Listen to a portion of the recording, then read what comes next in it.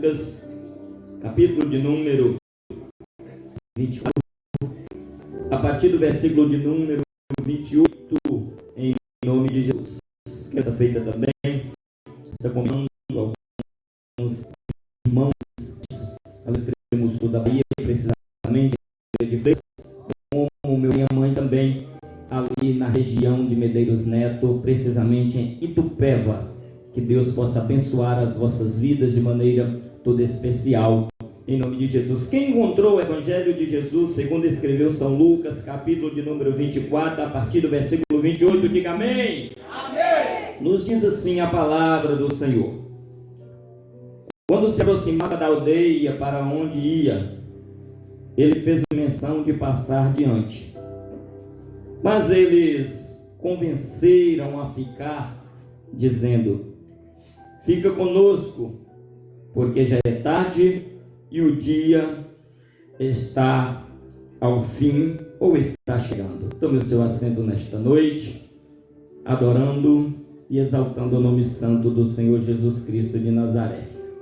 Vira para o teu irmão que está do teu lado e diga para ele: Jesus só entra quando ele é convidado.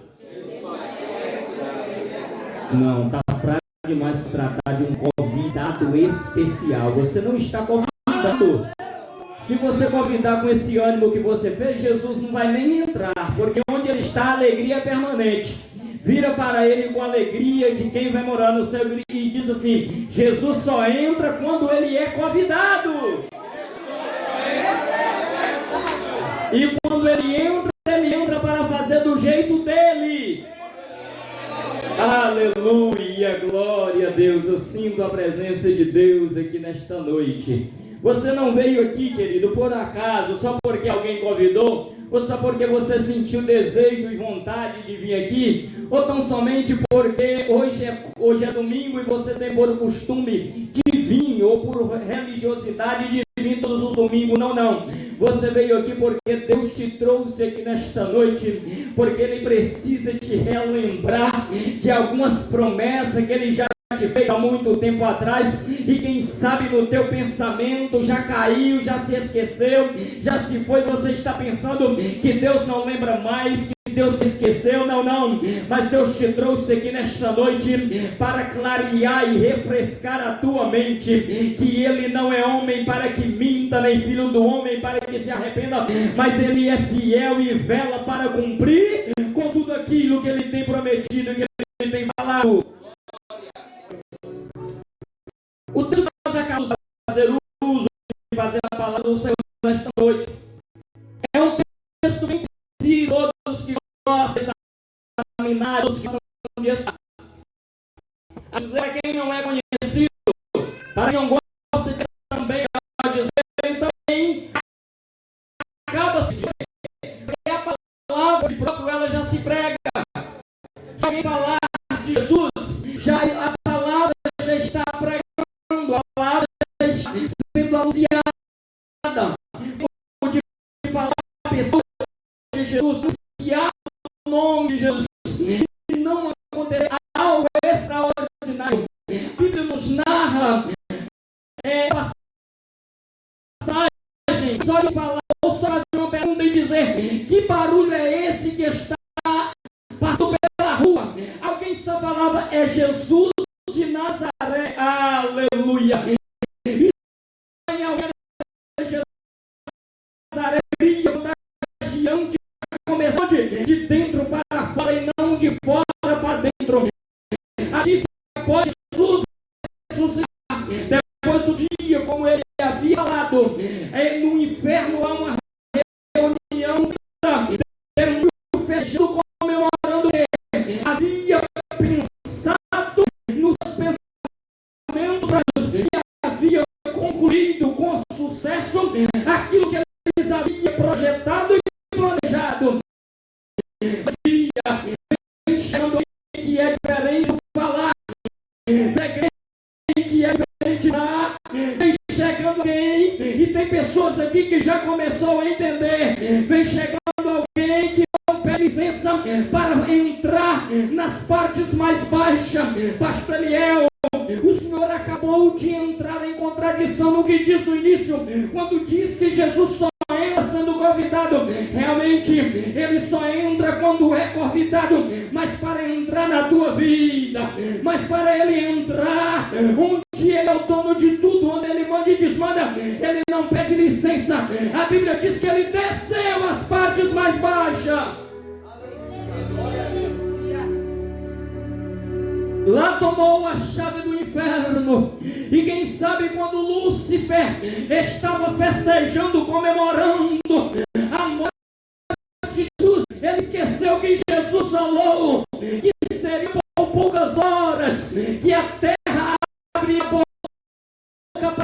Precisaria de homem para fazer o que fez lá em Lázaro. Não precisaria de homem para remover a pedra. Não. O próprio anjo trata de fazer este papel, porque é o Deus Todo-Poderoso que agora está vencendo, detendo a morte, para colocar um ponto final na festa lá no inferno. E todos nós conhecemos a história de Jesus. O ministério de Jesus começa precisamente aos 30 anos de idade, sendo que aos 12, Jesus aparece quando o teu pai e a tua mãe sobe para cumprir. É aquilo que eu falo no início.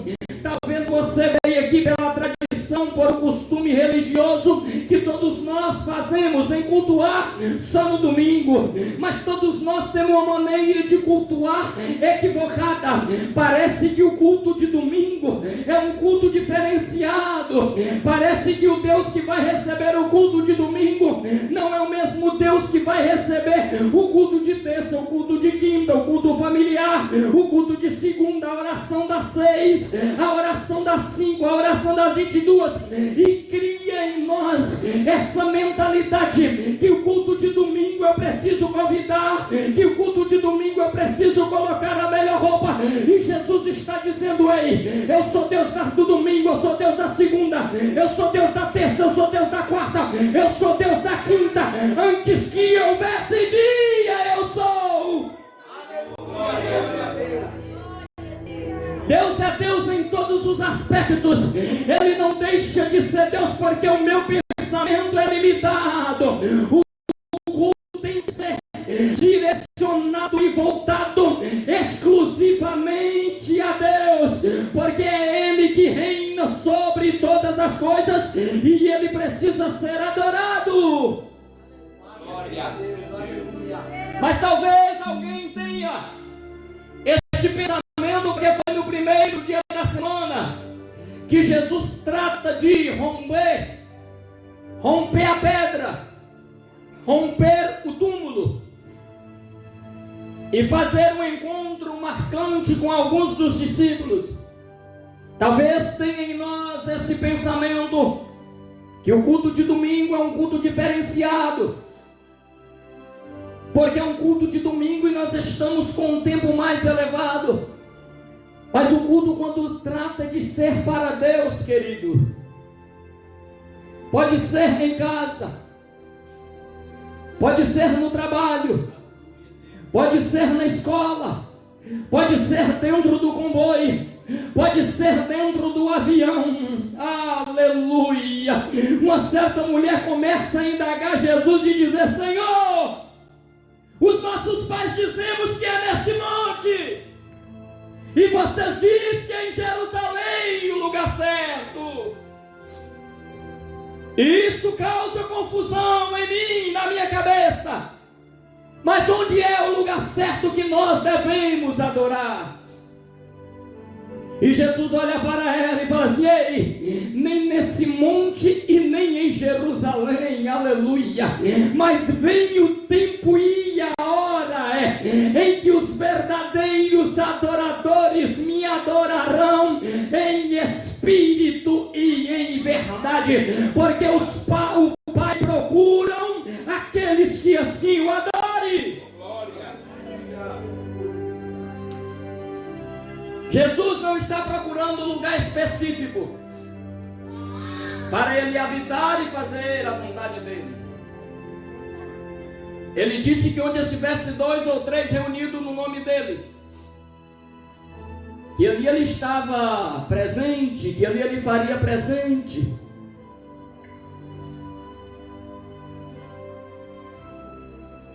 E o texto nos narra a história em Lucas capítulo 24.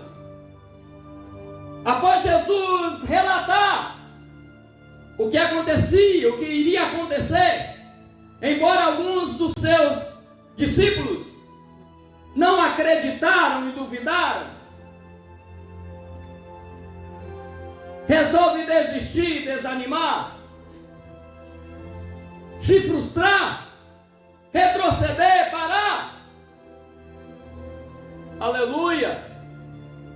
Porque às vezes nós criamos expectativas em quem está no nosso lado. Às vezes eu crio expectativas no pastor, no presbítero, em alguém que eu quero a fé. Só que quando esta pessoa cai, eu caio com ele. Urimião, Licanda, Ramanagai. Quando esta pessoa erra, eu erro com ele. É por isso que Jesus se preocupa. Quando ele olha para Pedro e fala com Pedro: Pedro, tu és pedra, e sobre ti eu edificarei a minha igreja.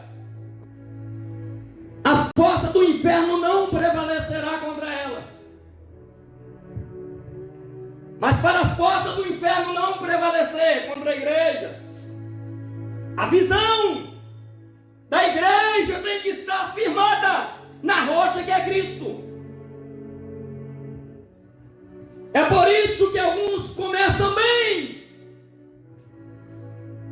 avançam bem, pregam bem, só que chega uma altura da vida eles desanimam, chega uma altura da vida que eles caem, chega uma altura da vida que eles entristecem e se frustram, porque fundamentou, firmou a visão limitada, terrena, carnal, não espiritual, porque quando a minha visão espiritual está fixada em Cristo, eu não busco direção nas coisas terrenas, eu não recebo comando de coisa terrena. E a visão da igreja, o pensamento da igreja, ela precisa estar centrada, que venha de lá de cima, que as diretrizes têm que ser vindas lá de cima. É por isso que alguns caem, que alguns deslizam e não vai avante, porque enquanto a visão do homem ou da mulher estiver firmada de quem está na frente, no pastor, no líder, no presbítero, vai cair, vai se dar mal. Ei, fixa a tua visão em Cristo, porque foi Ele quem morreu pela igreja. Queridos, quem padeceu pela igreja foi Cristo. Aleluia, louvado seja Deus. Surge essa preocupação do apóstolo Paulo. Depois de Jesus, o maior missionário, Paulo, fundador de igreja. Mas homem sujeito às mesmas decadências, as mesmas ações.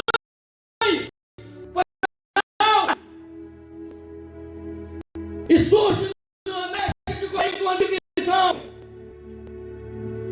Um puxa para Paulo, outro puxa para Cefas, outro puxa para Paulo. E eu falei: Apolo planta, Paulo regra, mas quem dá o crescimento é Deus. Quem morreu na cruz do Calvário pela igreja foi Cristo Jesus de Nazaré. Aleluia. Não tem como a igreja andar, não tem como a igreja permanecer se a visão não estiver em Cristo. O homem cai, o homem se frustra, o homem se decepciona. discípulos resolvem não acreditar na palavra de Jesus. Por quê? Porque Jesus falou que ele morreria, mas que ao terceiro dia ele ressuscitaria. E ele ainda detalha mais como seria. Ele fala assim: ó, eu vou morrer, mas ao terceiro dia eu vou ressuscitar. E vou ter um encontro com vocês lá na beira do mar da Galileia. Aleluia. Orião de Kanda Ramanagai. Onde tudo começou e tudo parece que vai terminar, vai recomeçar novamente.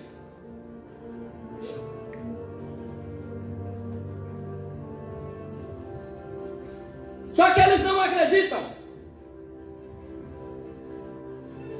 Eles resolvem, depois da morte e ressurreição, alguns ficar frustrados, desanimados, seguir o seu próprio caminho, a sua própria vida, deixar de lado tudo que tinha visto e ouvido, dar continuidade à sua carreira profissional, dar continuidade à sua vida secular, e não dar continuidade a esse negócio chamado obra missionária. Queridos, mas Jesus é fiel para cumprir com a palavra dele. Bendito seja Deus. E por que alguns desanimam e frustram, caem e param? É porque eu esperar por uma coisa que tem momento, data e hora para acontecer, é fácil demais. Eu descanso e sei que na hora marcada vai acontecer. Quando planejamos uma viagem para o Brasil, podemos dizer assim, nós descansamos o coração e sabemos que naquela data marcada a viagem aconteceu, vou viajar. Só que quando se trata de eu esperar por um acontecimento que eu não sei quando é que vai acontecer, a coisa dificulta. A coisa fica difícil. Sabe por que muitas igrejas se esvaziam? Muitos crentes com 20, 30, 40, 50 anos se desvai e desiste da tua fé. É porque desde a meninice ouviu falar que Jesus voltaria. E 50 anos se passaram e nada aconteceu. Nós precisamos confiar que Ele é fiel para cumprir o que Ele falou. E qual é o sinal que vai cumprir o que Ele falou? Ele começou a falar em João capítulo 14, não se turbe o vosso coração. Crede em Deus, crede também em mim, pois na casa do meu pai há muitas moradas, se não fosse assim eu não vos teria dito. Pois eu vou preparar-vos lugar e virei outra vez, e vos levarei para mim mesmo. Quando? Não sabemos. A Bíblia fala que nem os anjos, nem o Filho, nem os anjos, mas unicamente meu Pai, sabe quando é que Ele vai voltar. E esses discípulos a qual retornava para casa, após o terceiro dia, ia para suas aldeias, os boatos, a caçada, para matar, para torturar, para exterminar, para tentar fundamentar a mentira que havia colocado que o corpo de Cristo havia sido roubado. Eles decidem sair na calada e voltar para a aldeia. Eu imagino que no meio do caminho, e o bom de Jesus é que ele até aproxima do seu problema e até ouve as suas falas. E aqui eu abro um parêntese para falar para você que toda oração ela é ouvida. Mas porém nem toda oração ela é respondida, mas toda oração Deus ouve. E Jesus entra no meio da conversa, no meio daqueles dois, e começa a dizer: que palavras são essas que caminhando trocais entre vós? E um olha para o outro e fala assim: tu és o único que a essa altura do campeonato não sabe de nada que tem sucedido em Jerusalém nos últimos 3 dias.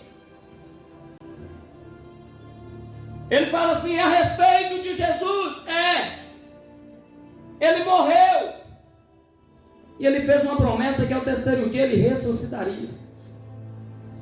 Mas hoje já é o 3º dia e até agora nada. Hoje já se completa o 3º dia. Hoje já é domingo. E até agora nós não vimos nenhum sinal que ele ressuscitou. E com isso vai andando e aproxima-se ao local da casa. E aqui entra o texto que nós acabamos de ler, o que você acabou de repetir. Jesus só entra quando ele é convidado. Em outra passagem da Bíblia vai dizer: que estou à porta e bato, se alguém ouvir a minha voz e abrir a porta, entrarei em sua casa, cearei com ele e ele comigo. E eles olham para Jesus, mesmo o coração ardendo e não querendo acreditar.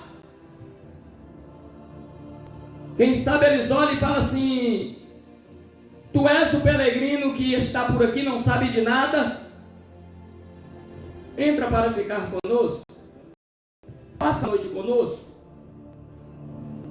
nós vamos compartilhar nossa tristeza com você, com o Senhor, mas entre para ficar conosco. E Jesus aceita o convite. Só que Jesus nunca entra numa casa para sair e deixar da mesma maneira. Quando Jesus entra numa casa, é porque ele encontrou legalidade para entrar. Só entra na tua casa quem você quer. Você só abre a tua porta da tua casa para quem você quer que entre. E eles abrem a porta da casa e Jesus entra. Aleluia.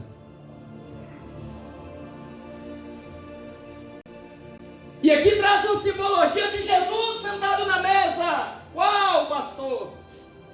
A simbologia do pão. Se tem uma coisa que não pode faltar na mesa de um judeu, é pão. Porque o pão simboliza a vida que é Cristo. E ele senta na mesa para dar graça. O texto não fala as palavras exatas que eles falaram ali naquele momento. Mas quem sabe eles começaram a agradecer por tudo que havia passado. Quem sabe eles começaram a dar graça por os momentos de tristezas, por os momentos de decepções, por as perdas que eles tiveram. Quem sabe eles começaram a agradecer, porque não havia nenhum sinal físico até o momento que Jesus estava com eles ali, porque os olhos dele, o texto diz que os olhos deles estavam fechados, impediram deles reconhecer o Mestre. Mas o texto diz que ele senta na mesa, olha para o céu, dá graças a Deus por aquele momento, faz uma oração. Quando eles abrem os olhos, Jesus não está mais com eles. Jesus sumiu. eles entendem a mensagem subliminar do desaparecimento de Jesus. Qual é a mensagem subliminar, pastor? Jesus apareceu com um sinal para eles. Qual é o sinal, pastor? De dar continuidade àquilo que ele havia começado. Quando eles abrem o olho que não vê Jesus, eles levantam. Sai correndo, vai até Pedro, Tiago, João, os demais discípulos. E um começa a relatar com o outro. Um começa a perguntar para o outro: ó, é verdade, o nosso mestre ressuscitou. É verdade o que as mulheres disseram, que ele não está mais na tumba. Ele rompeu a pedra, ele rompeu a sepultura, ele ressuscitou. Glória a Deus.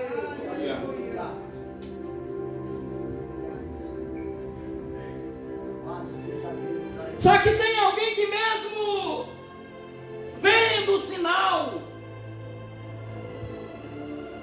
tem alguém que mesmo entrando dentro do túmulo e vendo que o lenço está dobrado à parte e é um sinal que ele vai voltar, resolve não acreditar, resolve seguir a vida.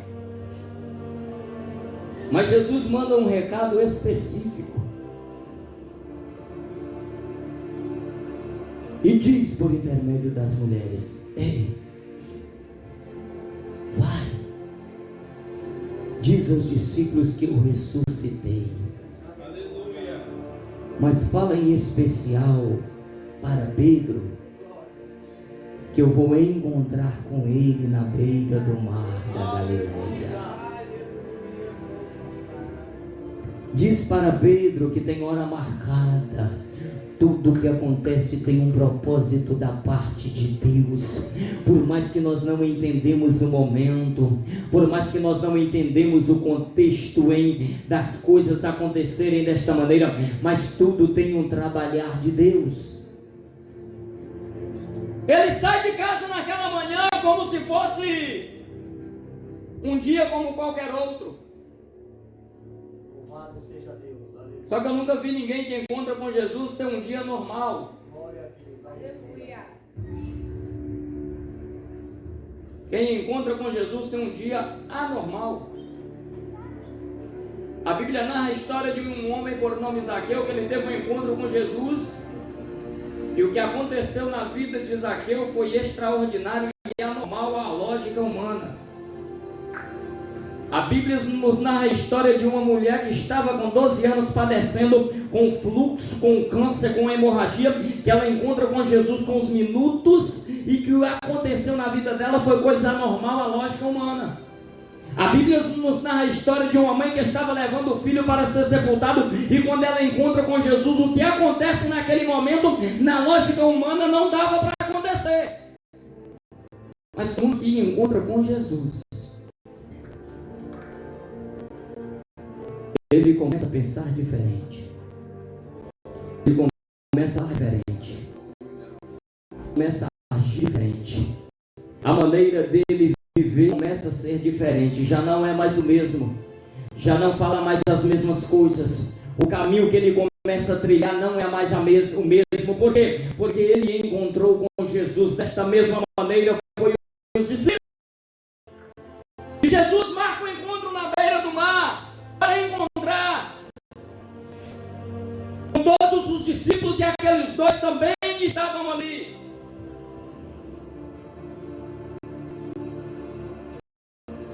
Alguém que resolve desistir do chamado sem pedir permissão quem havia chamado. Jesus convida Pedro para vir, Pedro vem. Depois de 3 anos, Pedro desiste e resolve seguir a sua vida. Quem sabe a prática de trabalhar na área profissional, ele já havia esquecido. Não funcionava mais. E Jesus não permite ele nem continuar, ele nem começar, recomeçar. Tenta e não dá certo.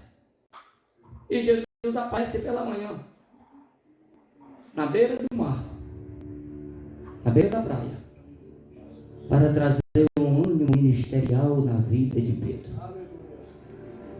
para trazer o fundamento da promessa que ele havia falado, o fundamento da palavra que havia dito.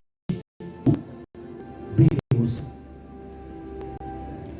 não desiste. Deus não aceita, não abre mão das nossas vidas. Deus conta comigo e Deus conta com você nesta última hora. Nós precisamos nos conscientizar que a obra missionária precisa de mim e precisa de você. Não é por alguém, por aquilo ou por aquele outro nós vamos abandonar o nosso barco e deixar por aí. Não. Deus conta comigo, com você. Deus não erra nas suas escolhas. Quando escolhe, está escolhido. Quando Deus fala, está falado. Pastor, mas a coisa está indo totalmente ao contrário daquilo que eu pensei, daquilo que eu imaginei. Se preocupe não, tudo tem um propósito de Deus para conosco. Deus não mente naquilo que Ele fala. Deus não erra naquilo que Ele escolhe. Quando Deus chama, Deus escolhe, está escolhido. Pastor, mas eu não tenho capacidade alguma para ministrar, para pregar, para cantar. Não tem problema, Deus não conta com ninguém capacitado. Deus não chama ninguém capacitado. Deus simplesmente capacita todo aquele que Ele chama. Pedro não tinha experiência em manusear a palavra, mas Jesus olha para Pedro e fala: eu vou acreditar em você. Jesus olha para Pedro e fala: ei, você será um pregador, vem e lança a rede que você vai pegar muitos peixes. Mas depois que Pedro tem um encontro, Pedro anda com Jesus durante 3 anos e não é convertido, ele é convencido durante 3 anos. Primeira decepção, daí corta a orelha do lado. Segunda decepção, ele nega Jesus 3 vezes. Na terceira vez, tudo soou e Pedro achou que tudo iria terminar. Jesus resolve colocar uma vírgula e dar continuidade. Jesus resolve pegar pela mão e dar continuidade. Jesus olha para Pedro e fala assim: ei, em uma pregação, homem, quase 3.000 almas vai se render. Ei, você vai entrar e você vai pegar um aleijado pela mão e ele vai sair andando. Você não vai parar, você não vai desanimar, você não vai ficar prostrado. Ei, eu acreditei no teu chamado, eu acreditei na tua vida, eu tenho palavra de vida eterna para você e você vai pregar a minha palavra. Mas os acontecimentos às vezes faz com que deixa o homem ou deixa a mulher frustrado e desanimado. É a hora que nós precisamos estar com a nossa visão fundamentada em Cristo. É a hora que nós precisamos voltar a nossa visão. A palavra do Senhor. Glória a Deus. Todo aquele que fundamenta a sua fé na palavra. Todo aquele que resolve se entregar por completo a Cristo e não olhar para trás. Fique preparado para viver coisas extraordinárias da parte de Deus.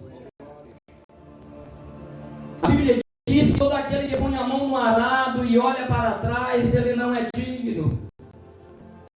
Jesus nesta última hora não conta com ninguém que está colocando a mão no arado e voltando para trás. Eu te convido a colocar de pé.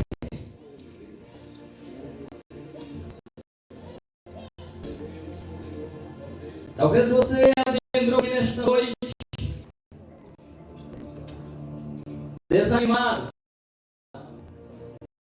entristecido. Quem sabe já tentou por diversas vezes se erguer, se levantar, e não tem força de si mesmo. Onde acaba a força, começa o agir de Deus na sua vida. Onde começa o agir de Deus, é a sua acabou e você acha que não tem mais jeito. É a hora que Deus começa a entrar para a maneira dele. Eu lhe dei direto ao bar para estar assim orando, clamando.